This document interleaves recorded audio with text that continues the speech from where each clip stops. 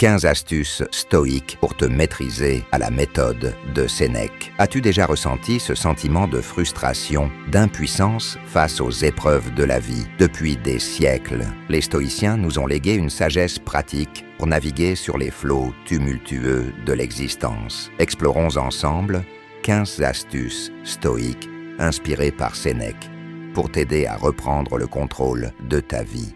Es-tu prêt à devenir l'artisan de ton propre destin? Alors, commençons. Imagine un instant. Chaque matin, tu te réveilles avec la joie sincère d'être en vie. Tu ressens une énergie positive qui t'accompagne tout au long de la journée. Comment? En pratiquant la gratitude, en notant chaque jour les petites choses qui te rendent heureux. Prends quelques minutes chaque jour pour apprécier les choses simples. Le soleil sur ta peau, la chaleur qui t'enveloppe et te réconforte, le sourire d'un être cher, ces moments de tendresse qui illuminent ta journée. La gratitude, ce n'est pas nier les difficultés, mais choisir de porter ton attention sur les aspects positifs de ton existence. C'est une manière de transformer les défis en opportunités de croissance. Le bonheur n'est pas un but à atteindre, mais un état d'esprit à cultiver. En cultivant la gratitude, tu crées un espace intérieur de paix et de contentement. Marc Aurèle disait « Tu as le pouvoir sur ton esprit, non sur les événements extérieurs. Tant de fois nous laissons nous affecter par des choses sur lesquelles nous n'avons aucune emprise. Concentre-toi sur ce que tu peux réellement influencer, tes pensées, tes actions, tes réactions face aux événements. Ce faisant, tu reprendras les rênes de ta vie et tu découvriras une liberté intérieure insoupçonnée. Philosopher, c'est apprendre à mourir, disait Montaigne. Accepter notre finitude, ce n'est pas sombrer dans le pessimisme, mais donner un sens plus profond à notre existence. Imagine un instant que tu n'as plus que quelques mois à vivre. Quelles seraient tes priorités? Embrasse la vie avec gratitude et enthousiasme, car elle est un cadeau précieux et éphémère. La meilleure façon de prédire l'avenir, c'est de le créer, disait Abraham Lincoln. Visualise les obstacles potentiels sur ton chemin, non pas pour te décourager, mais pour te préparer mentalement à les affronter. Anticipe les embûches, imagine les solutions possibles, et tu aborderas les défis avec plus de sérénité et de confiance en toi. Ce ne sont pas les obstacles qui définissent qui tu es, mais la manière dont tu choisis de les surmonter. Tout excès est un vice, disèrent les anciens. Les philosophes stoïciens, en particulier, prenaient une vie équilibrée, loin des excès et des passions démesurées. Dans notre société de consommation effrénée, la modération peut sembler une notion désuète. Pourtant, elle est plus pertinente que jamais. Nous sommes constamment bombardés de publicités, nous incitant à acheter plus, à consommer plus. Que ce soit dans le domaine de la nourriture, du travail, des divertissements ou même des émotions, la modération est la clé pour éviter les excès qui conduisent à la souffrance. Manger équilibré, travailler avec mesure et se divertir sans excès sont des pratiques qui favorisent une vie harmonieuse.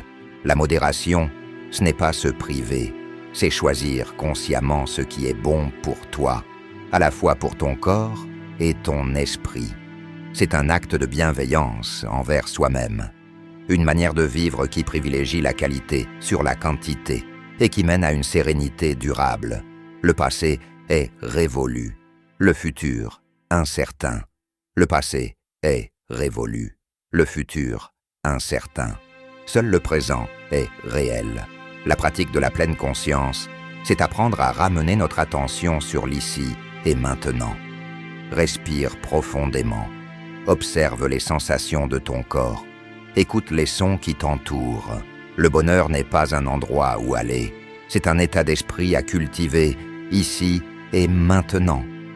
La vie est une succession d'épreuves et de victoires. La résilience, c'est cette force intérieure qui nous permet de nous relever après une chute. Cultive la résilience en adoptant une attitude positive face aux défis. Vois chaque obstacle comme une opportunité de grandir. N'oublie jamais, ce qui ne te tue pas te rend plus fort. Socrate disait « Je ne sais qu'une chose, c'est que je ne sais rien. » La sagesse, ce n'est pas posséder toutes les réponses, mais cultiver l'humilité de reconnaître que nous avons toujours quelque chose à apprendre.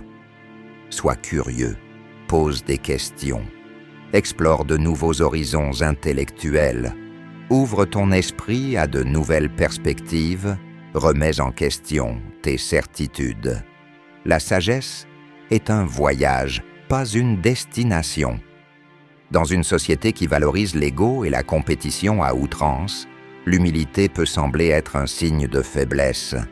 L'humilité, c'est la marque des grands esprits, ceux qui sont conscients de leurs forces et de leurs faiblesses.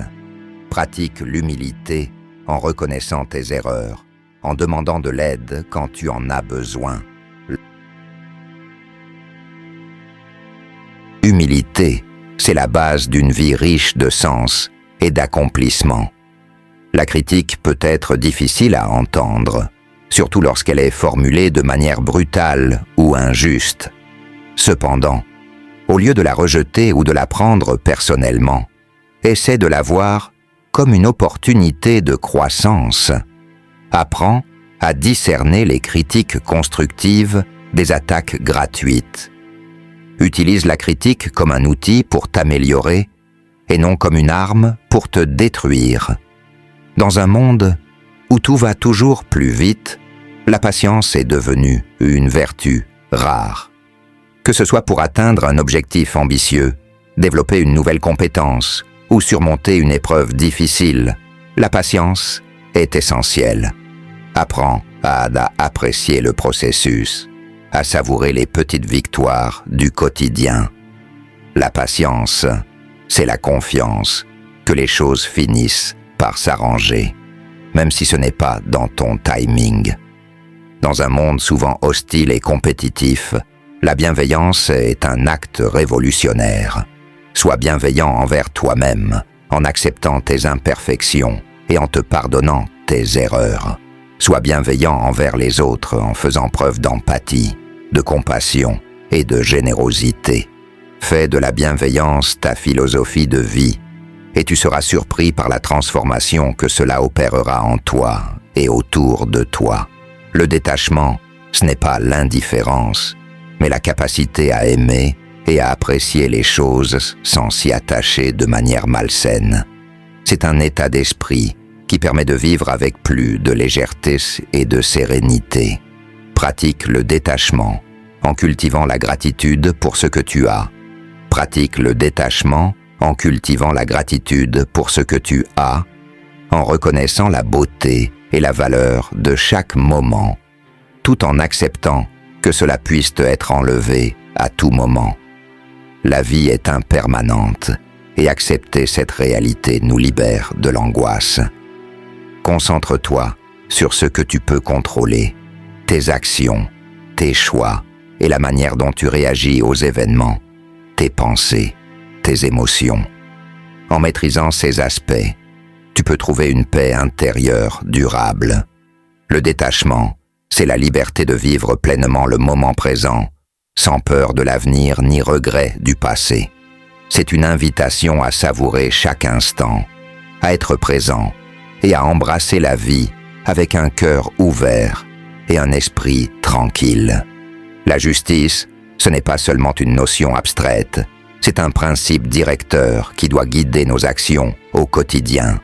Agis avec intégrité, honnêteté et équité dans toutes tes relations. Défends tes valeurs avec courage, même lorsque c'est difficile. Sois un vecteur de justice et d'équité et contribue à créer un monde meilleur pour tous. L'excellence, ce n'est pas un état que l'on atteint du jour au lendemain. C'est un processus continu d'apprentissage. d'amélioration et de dépassement de soi. Fixe-toi des objectifs ambitieux et travaille avec diligence, persévérance et discipline pour les atteindre. Recherche l'excellence, non pas pour impressionner les autres, mais pour ta propre satisfaction personnelle. Le chemin de l'excellence est exigeant, mais la récompense en vaut la peine. Une vie riche de sens, d'accomplissement et de fierté. Voilà, tu as maintenant entre tes mains 15 clés puissantes pour ouvrir la porte d'une vie plus sereine, plus épanouie, plus stoïcienne. N'oublie pas, la philosophie stoïcienne n'est pas une simple théorie, c'est un mode de vie, une pratique quotidienne. Le destin est entre tes mains. Choisis la voie du stoïcisme